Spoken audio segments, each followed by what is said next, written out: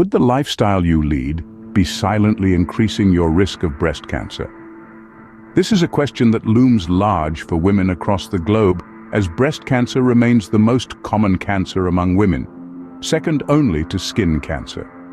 In the United States alone, 1 in 8 women will face a breast cancer diagnosis in their lifetime. Cancer, in all its forms, is a complex disease with a myriad of causes. However, certain lifestyle factors may increase the risk of developing breast cancer. It's crucial to remember that possessing one or even multiple risk factors doesn't guarantee the onset of disease. Similarly, the absence of these risk factors doesn't provide immunity. The first lifestyle factor to consider is weight. Over 70% of American adults are overweight, a condition that directly correlates with an increased breast cancer risk. This risk escalates with weight gain, particularly after menopause. The fat distribution in the body also plays a role, with abdominal fat posing a greater risk due to its role in insulin production, which can stimulate cancer cell growth. The good news? Losing just 5 to 10% of body weight can make a significant difference. The second factor is alcohol consumption. Excessive drinking elevates the levels of estrogen and other hormones linked to breast cancer, and may also cause DNA damage. If you consume 3 or more alcoholic drinks per week, your risk increases by 15%, with an additional 10% for each drink beyond the daily 3. Next is smoking. The risk of breast cancer is higher for those who started smoking before the age of 17.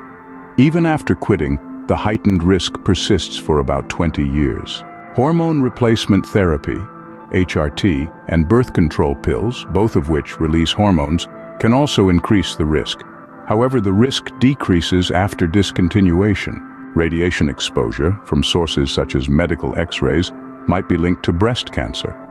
However, the evidence is still inconclusive for low-energy radiation from devices like mobile phones or Wi-Fi equipment. Delayed childbearing is another risk factor. Women who have their first pregnancy after the age of 30 are at a higher risk due to prolonged exposure to estrogen, which fuels most breast cancers. A sedentary lifestyle contributes to both obesity and breast cancer.